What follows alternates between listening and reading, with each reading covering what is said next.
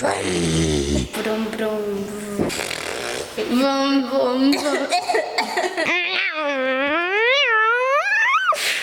Oedd cyntaf y Hydref, bydd smygu mewn ceir gyda plant dan 18 oed ynddo yn erbyn y gyfraith.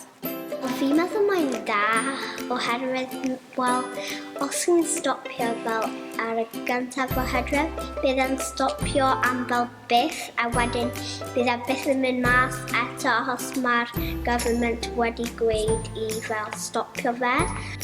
Ie, mae'n rili dda, mae'n stopio pobl yn mynd I ysbyty a pethau fel hwnna.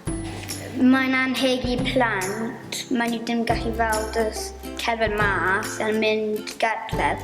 Maen nhw angen ynalu y mwg mewn i'r ysgrifen nhw a bydd yn gwneud nhw'n sal iawn. A mae'r rhan fwyaf o'r air mae pobl yn gwneud am ysmygu, dydych chi'n meddwl weld e? Fi'n meddwl bod e'n wych bod ni'n stopio achos bydd pawb yn hapus fel ar y stryd a bydd pawb yn hapus yn y car. Mae fater o'n bywyd ni, nid dim ond cyfraith.